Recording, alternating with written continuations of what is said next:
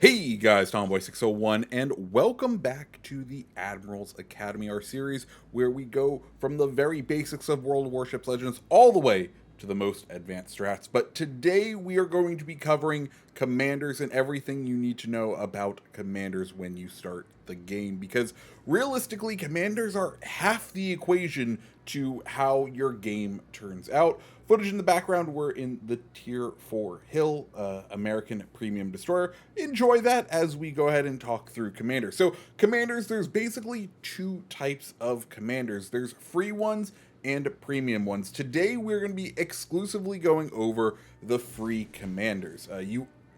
There are tons of free commanders in the game. You earn one commander a week through the weekly boost challenges. It refreshes every Sunday. What is required to get the one commander crate you can earn for free per week is 7,000 XP, which is super easy to get. That's just playing a couple of games. Now, commander crates are duplicate protected, which means any commander you don't already have, you have the chance of being able to get them, and you won't get a duplicate of any commander until you've unlocked all of the free commanders, which is very nice, because back in my day, you used to be able to get duplicates, and you would just be holding your breath waiting on the one commander you really wanted, and it would just never come, and it would be a pain. So it's nice that they're duplicate protected these days. So what you need to know about commanders. Well, each commander has a base trait. This base trait is a kind of a universal skill, because you can equip these base traits on other commanders, or you can equip other commanders' base traits onto your commander as what is called an inspiration. This base trait is upgraded as you go and upgrade throughout the entire commander. Now, how do you upgrade the commander? Well, to get through levels 1 through 7, you're only going to have to use commander XP. You earn that just by playing the game. I think it's 5% of your total XP for the game is what you end up raking in for commander XP. Then to rank up from levels 8 through 13, you're going to need a combination of commander XP and promotion orders. Then finally, the big grind is levels 14 through 16, which are going to require both commander XP and insignias.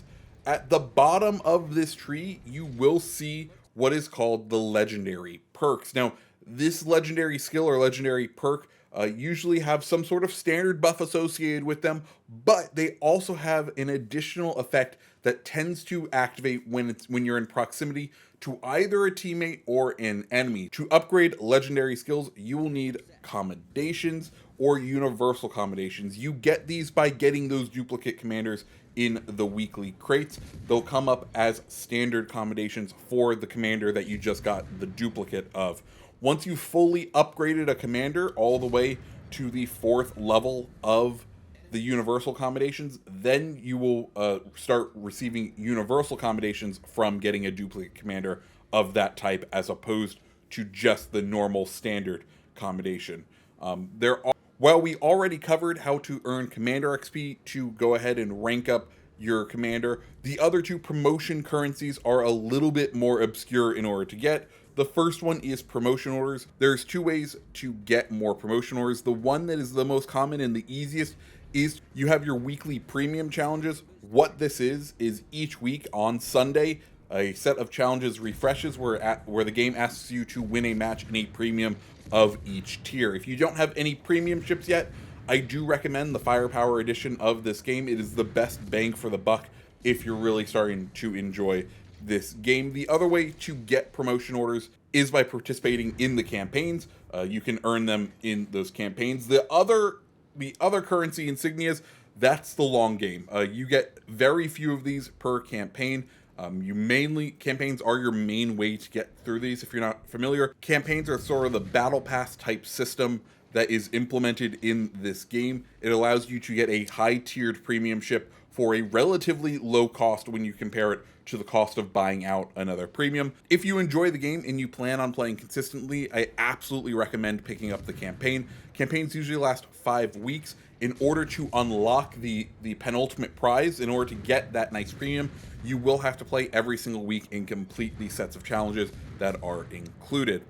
So that's how you rank up a commander. Now, what kinds of commanders are there? What are the types of commanders? Well, each country has one base commander that you get for free. They tend to have sort of general skills that can affect many ships and don't particularly concentrate in a singular type of ship.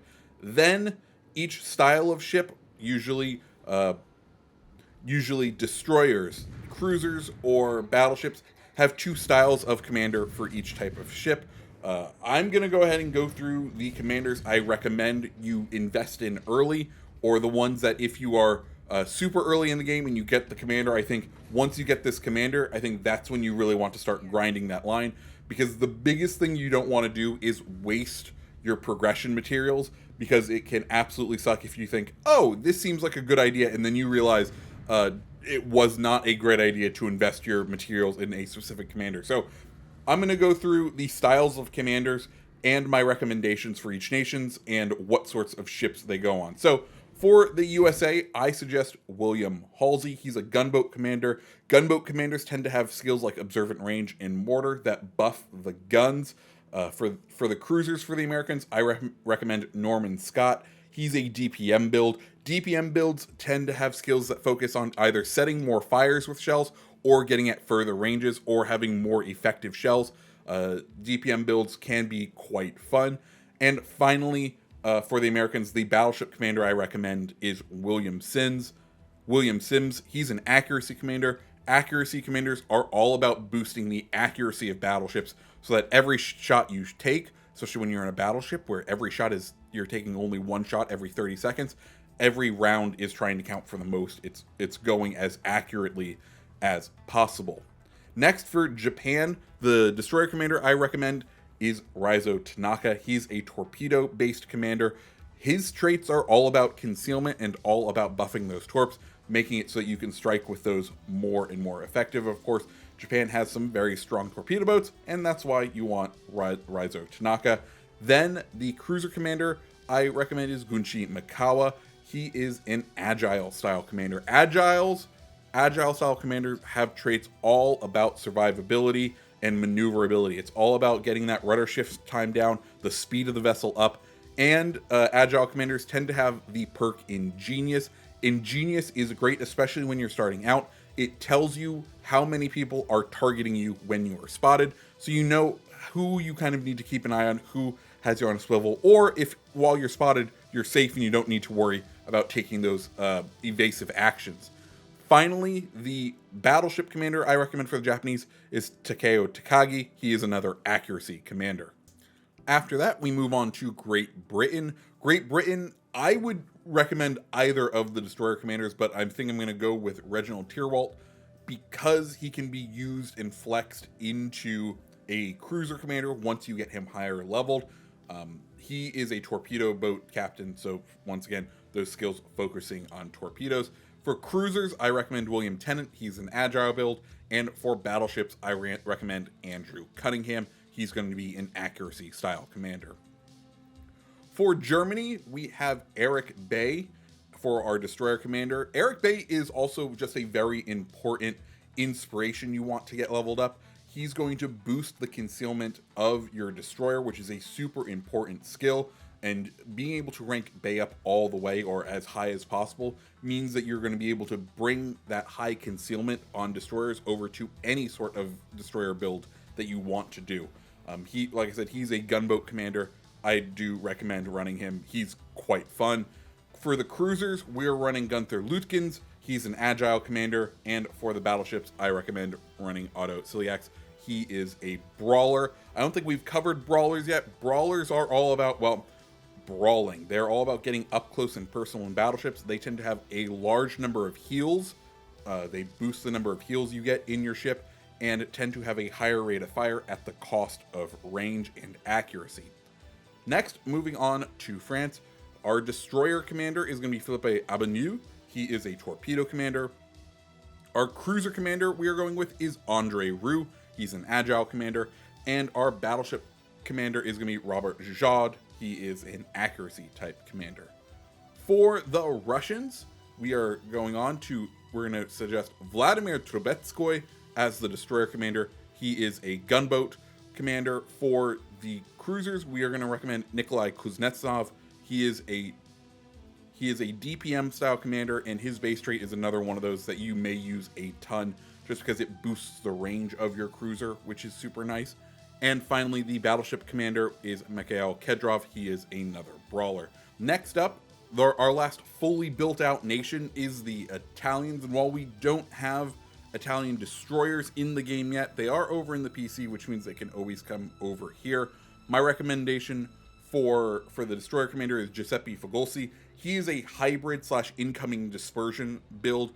Basically, he has traits that buff incoming dispersion or make the boat harder to hit, and then boost things like survivability. He's not really built into torps or into the guns. Instead, it's all about boosting base traits of the vessel. For the cruiser commander, I'm suggesting Francesco Mimbelli. He's another agile commander. And for the battleship commander, I am recommending Paolo Di Rivel. He is the brawler.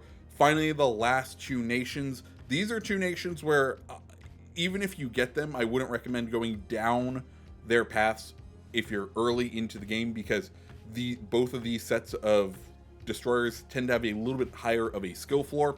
For the Pan-Europeans, I would recommend Stig Eriksson, and for the Pan-Asians, I would recommend Sa Zan Bing. So guys, those are my recommendations as far as what commanders you would want to build for. Like I said, commanders are a very important part of this game, and one that can take you a long time to recover from if you mistakenly spend a ton of your currency into one. So I do want to get this video out there. Make sure you are picking the right people, that you're not gonna be upset with yourself if you invest in the wrong style. Of course, you can always use any sort of commander you want, and that is where the fun in this game is you can find those builds that work. But these are the guys that I would recommend as far as going down certain paths and playing to the strengths of those lines. So guys, if you like this video and you like this Admiral Academies episode, let me know down in the comments below.